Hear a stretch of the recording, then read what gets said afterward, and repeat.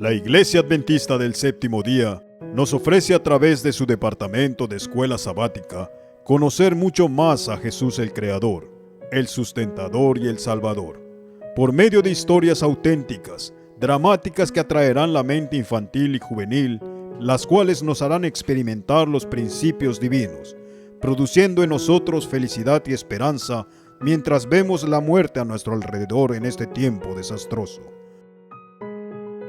Le invitamos para que se interne en este libro maravilloso, el primer libro de la Biblia escrito por Moisés antes de que termine el segundo milenio.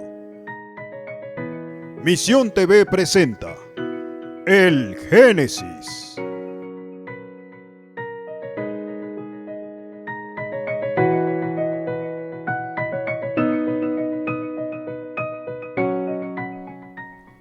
Hola mis hermanos, amigos, Dios los bendiga.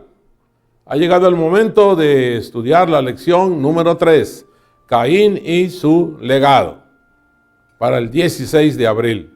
Vamos a comenzar haciendo una oración. Cariñoso Padre, gracias por cuidarnos la semana pasada. Permite que esta nueva semana nos cuides. Tu Espíritu Santo esté con nosotros para poder entender qué nos quieres enseñar con la lección acerca de la vida de Caín. Acompáñanos, Señor, y bendícenos, lo rogamos en el nombre de Jesús. Amén. Caín y su legado, o sea, Caín y su herencia, lo que Caín nos dejó. El versículo de memoria, Génesis 4:7, dice: si bien hicieres, no serás enaltecido, y si no hicieres bien, el pecado está a la puerta. Con todo esto, a ti será su deseo y tú te enseñorearás de él. Es lo que Dios le dijo a Caín. En el libro de Génesis, inmediatamente después de la caída de Adán y Eva y la expulsión que Dios hizo de ellos del huerto del Edén, principalmente vienen ahora los nacimientos y también algunas muertes. Todo el cumplimiento de las profecías de Dios. Los capítulos 3 y 4 de Génesis tienen o son los temas y palabras en común. Hay temas, hay palabras en común en estos capítulos, como son las descripciones del pecado, como son las maldiciones a la tierra y la expulsión tanto de Adán y Eva como de Caín. La razón de estos paralelismos es resaltar el cumplimiento de lo que sucedió antes, las profecías y predicciones que Dios les había dado a Adán y a Eva después de la caída. El primer evento después de la expulsión de Adán, que está lleno de esperanza, es el nacimiento del primer hijo de Adán y Eva. Un evento que Eva lo vio como el cumplimiento de la promesa que oyó cuando Jesús le dijo que tendría simiente. Es decir, Eva pensó que ese bebé podría ser el Mesías prometido.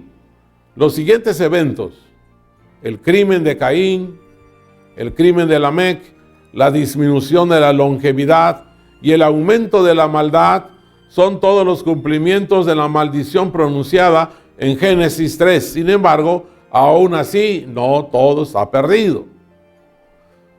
En la parte del domingo vemos a Caín y Abel. Usted sabe que de esa relación de estos dos hermanos nosotros podemos aprender varias historias, varios eventos, varias lecciones. El nacimiento de estos dos varones tiene para nosotros grandes lecciones. El primer acontecimiento que registra el autor bíblico inmediatamente después de la expulsión de Adán y Eva del jardín del Edén es un nacimiento. No sabemos cuánto tiempo pasó hasta cuando Eva estuvo embarazada y nació Caín. En la frase hebrea de Génesis 4:1 se menciona la palabra Jehová, y esta palabra está directamente relacionada con la palabra varón, como indica la siguiente traducción literal, cuando Eva dijo: he adquirido un hombre, por cierto, al Señor mismo. Es lo que ella pensaba. En la Biblia Internacional Estándar dice, es una Biblia en inglés, lo traduce como que Eva dijo, he dado a luz un hijo varón, el Señor. Esta traducción literal sugiere que Eva recuerda la profecía mesiánica de Génesis 3:15 y cree que ha dado a luz al Salvador, a Jehová, al Dios inminente. Dice la hermana White que la venida del Salvador había sido predicha en el Edén. Y cuando Adán y Eva oyeron por primera vez la promesa, esperaban que se cumpliera rápidamente. Con gozo dieron la bienvenida a su primogénito, a Caín, esperando que éste fuera el libertador, dice Elena White en Desea a todas las gentes, página 23. De hecho, Caín ocupa la mayor parte de la historia de este capítulo 4 y 5. Caín no solo es el primogénito, un hijo al que los padres casi adoraban, o sea que lo admiraban y amaban sobremanera. En este capítulo es el único que habla en el texto de Génesis. Si bien Eva comenta con entusiasmo el nacimiento de Caín, no dijo nada cuando nació Abel, su segundo hijo. Al menos nada que se registre en el texto bíblico, en contraste con el nacimiento de Caín. Moisés, el narrador, simplemente informa que Eva después volvió a tener otro hijo. El nombre de Caín significa adquirir y denota la adquisición, la posesión de algo precioso y poderoso. En cambio, el nacimiento de Abel pues solo significa vapor, soplo, denota evasión, vacuidad, insipidez, indiferencia, falta de sustancia. La misma palabra Abel se usa otra vez en el libro de Eclesiastés cuando dice vanidad. Si bien no queremos inferir o indicar acerca de estos breves textos más de lo que dicen los textos, quizá la idea es que la esperanza de Adán y Eva descansaba solo en Caín, porque creían que él, por ser el primogénito, y no Abel, era el Mesías prometido. Puede ser que en tu vida, querido hermano, apreciado amigo o amiga, para usted un hijo sea lo más importante o valioso que otro de lo que, como pasó con Adán y Eva, que fue más importante el nacimiento de Caín que el de Abel. En la parte del lunes vamos a hablar acerca de las dos ofrendas. Usted sabe que Dios les pidió a la familia de Adán que le ofrecieran ofrenda, sacrificio. Podemos mencionar que hubieron diferencias en la vida o la existencia de estos dos hermanos. Fueron muy diferentes Caín y Abel. Por ejemplo, pues sus nombres son diferentes. Su personalidad, sus ocupaciones. ¿Se recuerda? Caín era labrador de la tierra, un oficio que siempre ha requerido duro trabajo físico. Y el trabajo de Abel era ser pastor de ovejas, otro oficio que implicaba más sensibilidad y compasión que esfuerzo físico. Caín era el productor agrario, Abel era un pastor de ovejas. Esas dos ocupaciones no solo explican la naturaleza de las dos ofrendas que ellos llevaron delante del altar del Señor. Ahora aprendí que lo que Dios pidió es que lleven un cordero y además lleguen legumbres y verduras. Abel, lo aprendí ahora, llevó el cordero, llevó las legumbres, pero Caín solo llevó el cordero. Esto nos muestra que ellos tenían diferente actitud, mentalidad psicológica asociadas con las dos ofrendas. Caín trabajaba para adquirir, como su nombre dice, adquisición, para adquirir el fruto, mientras que Abel se esmeraba en mantener las ovejas que había recibido. Cuando lee usted Génesis 4, 1 al versículo 5, y también lo compara con Hebreos 11:4. ¿Por qué Dios aceptó la ofrenda de Abel? y rechazó la ofrenda de Caín? Bueno, porque dice ahí la Biblia que Dios aceptó a Abel, pero no aceptó a Caín. No era tanto el asunto de la ofrenda como la persona. ¿Cómo entendemos lo que pasó aquí? Pues que Dios quiere ser adorado como Él quiere que lo adoremos. No tenemos derecho a cambiar las cosas. Si Dios ya dijo cómo, así debemos hacerlo. Porque recuérdese, en el caso de Abel y Caín, que el concepto sin derramamiento de sangre no podía haber perdón de pecado. Y ellos, Caín y Abel, habían de demostrar su fe en la sangre de Cristo como la expiación prometida al ofrecer el sacrificio, las primicias del ganado. Ofrecer el cordero era actuar con fe. Y ofrecer las legumbres, Caín, era salvación por obras. Además de esto, debían ambos presentar ante el Señor, repito, no solo el cordero, sino también las frutas. Pero Caín no llevó el cordero. Abel llevó el cordero y llevó las frutas en agradecimiento. Abel llevó los primeros frutos de la tierra. Si bien Abel cumplió con las instrucciones de Dios y ofreció la ofrenda vegetal, además del animal, del holocausto, Caín no quiso hacerlo. Caín ofrendó, pero con rebelión. No trajo el cordero para ser sacrificado, sino solo una ofrenda de frutos de la tierra. Quiso hacer lo que él quería. Fue un acto de abierta desobediencia, en contraste con la actitud de su hermano. Hermanos, esta historia a menudo se ha visto como un caso clásico de la salvación por fe. Abel y su ofrenda de sangre, en contraste con un intento de obtener la salvación por obras, como Caín, que llevó sus frutos de la tierra. Aunque estas ofrendas debieron haber tenido un significado espiritual, no tenían ningún valor mágico en sí mismas.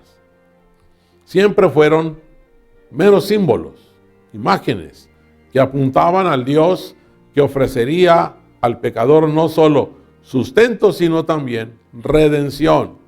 Cuando usted lee Miqueas 6:7, Isaías 1:11, usted puede contemplar el principio empleado en esos textos y aplicarlo a nuestra vida y a nuestra adoración. En la parte del martes llegamos al crimen de Caín. Génesis 4, 3 al 8 cuentan esa historia triste. El proceso que llevó o realizó Caín para matar a su hermano. También eso está relatado en 1 de Juan 3:12. Qué tremenda historia, hermanos. Qué tremendo drama.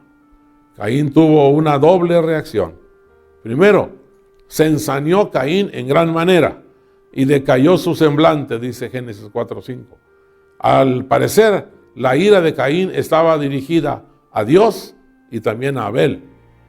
Caín se enojó con Dios porque pensaba que era víctima de una injusticia.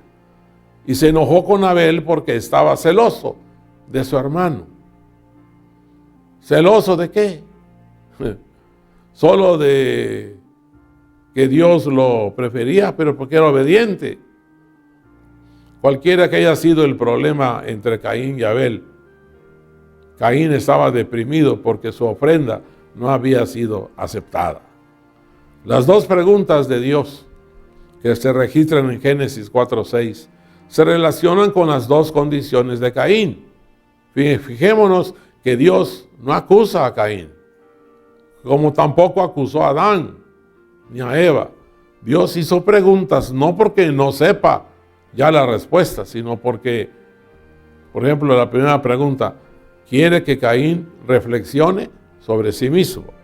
Segundo, luego quiere que Caín comprenda la razón de su propia condición. Como siempre, el Señor busca redimir a su pueblo caído, incluso cuando le fallan abiertamente.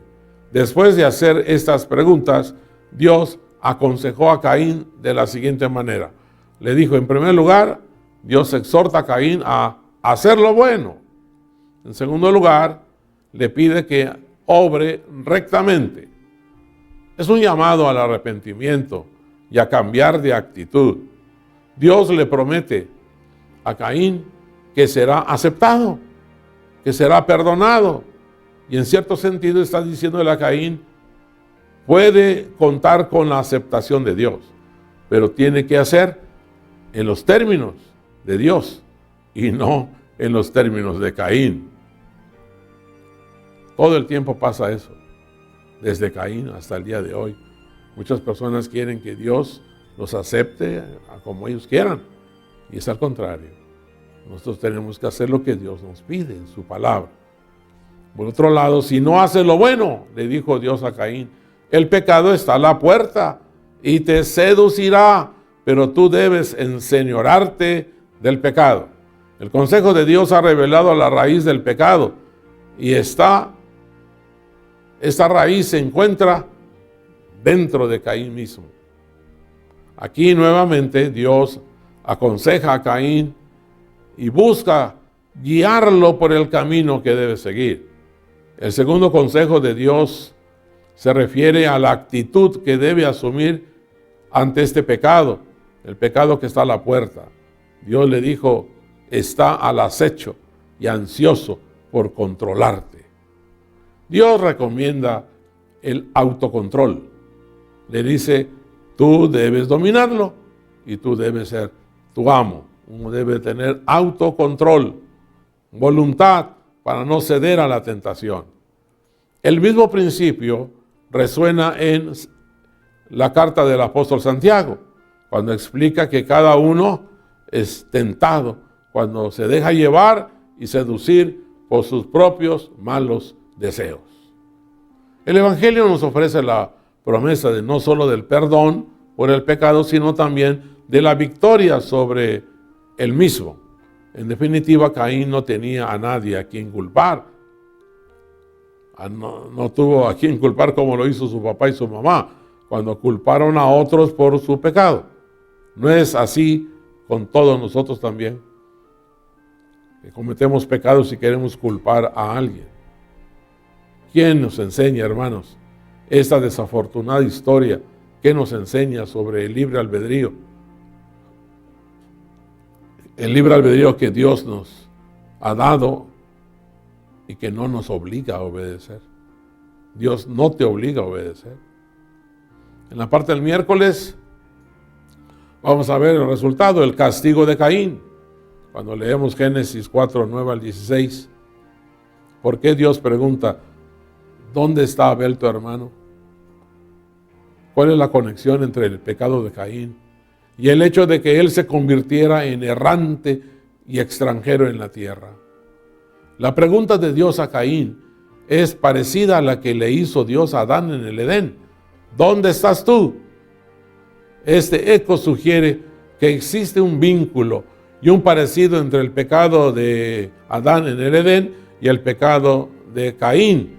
Era este pecado el resultado del primer pecado de su papá Adán.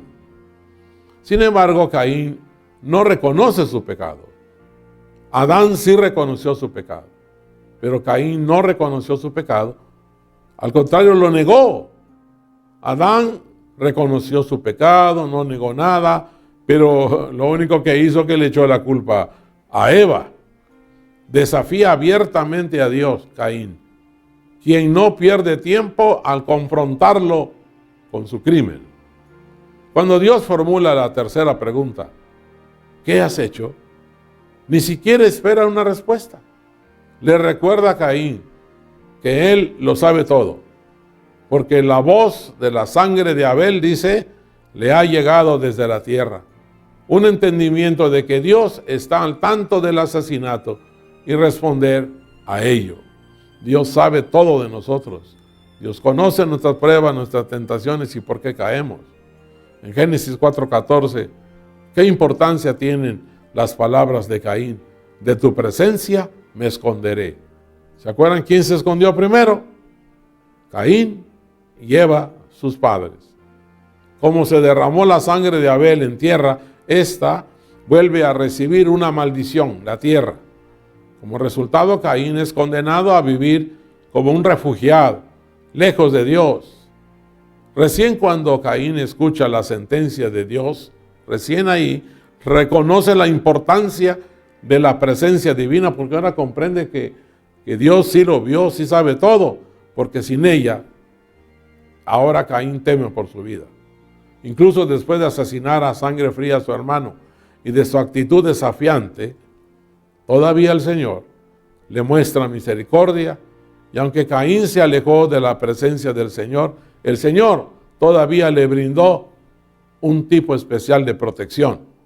Exactamente, ¿cuál era esa señal? Pues no lo sabemos, pero sea cual fuere, la recibió solo por gracia, la gracia de Dios.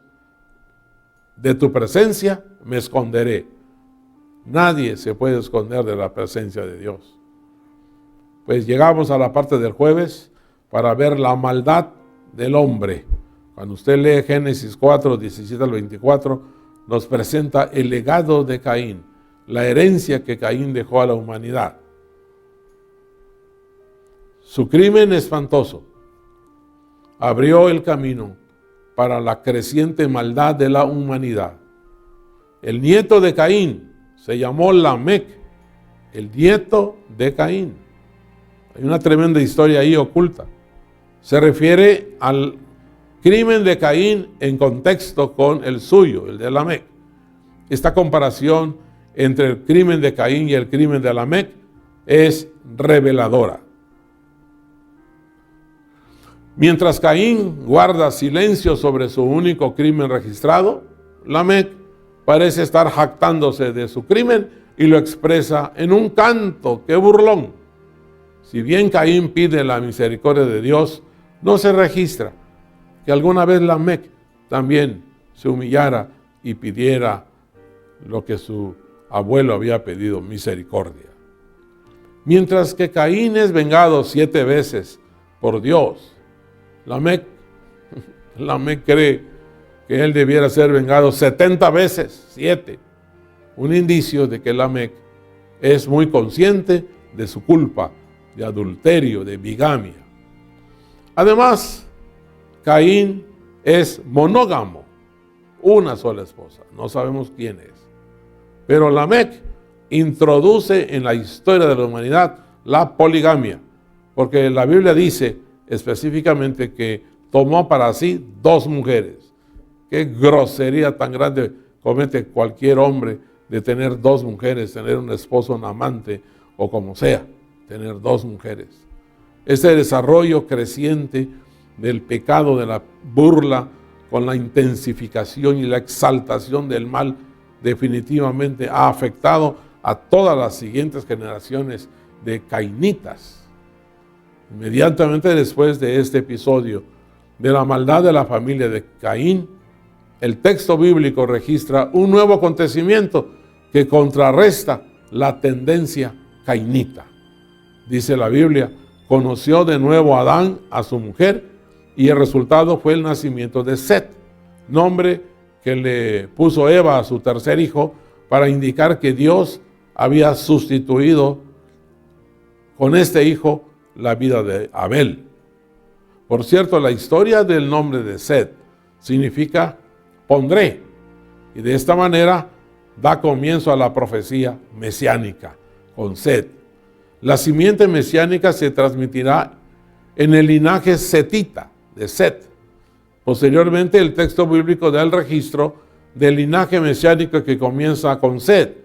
Incluye en ese linaje a Enoc, a Matusalén y termina con Noé.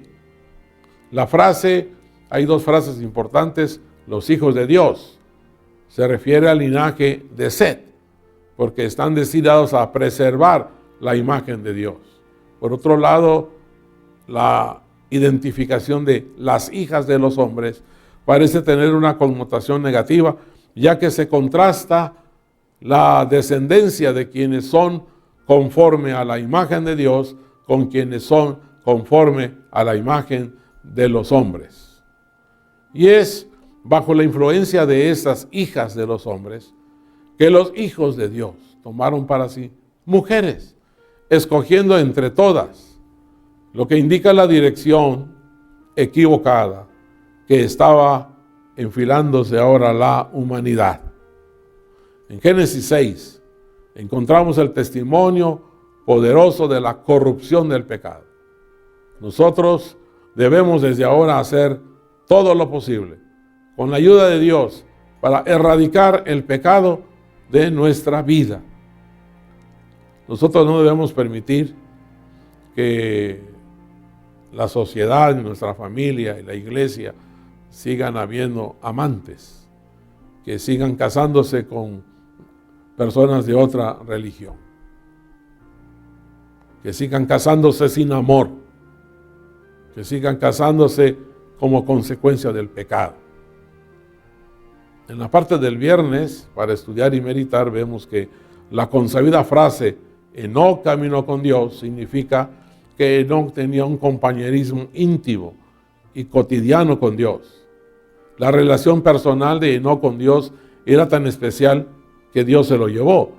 Eso de que caminó con Dios significa que dedicaba más tiempo en tener relación con Dios que con las otras personas, amistades.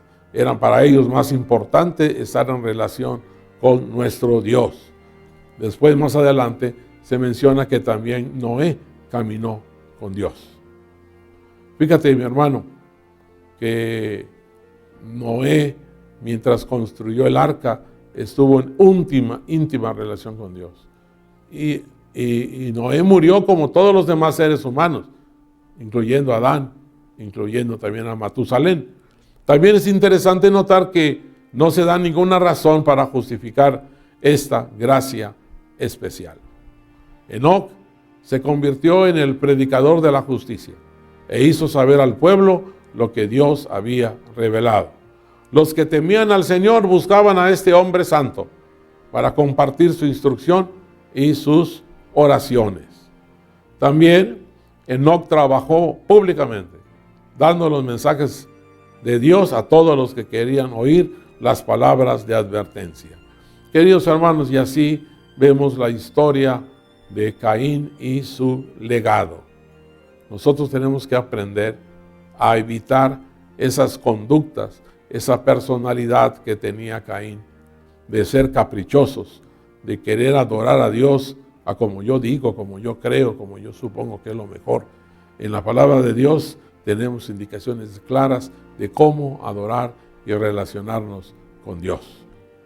Bueno, la obra no se limitaba a los descendientes de Set. En la tierra donde Caín había tratado de huir de la divina presencia, el profeta de Dios dio a conocer las maravillosas escenas que había presenciado en visión. He aquí, dijo, vino el Señor con sus santas decenas de millares para hacer juicio contra todos y a dejar convictos a todos los impíos de todas sus obras impías que han hecho impíamente. De esta manera, queridos hermanos, concluimos el repaso de la lección 3, mencionando las palabras de esperanza que este gran patriarca mencionó. Él vio la segunda venida de Cristo. Que Dios nos ayude para poder pensar en que la venida de Cristo, como dicen muchos, está muy cercana, está muy breve. Y portémonos bien, obedezcamos bien las indicaciones del Señor, sobre todo no seamos como Caín. Que Dios los bendiga. Vamos a orar. Cariñoso Padre, ayúdanos a caminar contigo como lo hizo Enoc, como lo hizo Noé. Ayúdanos para que nosotros y nuestra familia estemos unidos en adorarte como tú quieres ser adorado. Líbranos de esa personalidad de Caín. Líbranos de poder pelear con nuestros hermanos carnales o con los hermanos de la iglesia. Ayúdanos a no tener esa experiencia de Caín. Y si nos toca ser como Abel, pues tú lo sabes, Señor. Pero ayúdanos como Set a ser los hijos y las hijas de Dios. Lo rogamos en el nombre de Jesús. Amén. Aquí nos vemos la próxima semana y gracias por compartir el repaso de la lección que en Misión TV con su servidor, Pastor Miguel Persuel, realizamos cada semana. Muchas gracias porque está compartiendo. Dios lo bendiga. Hasta la próxima.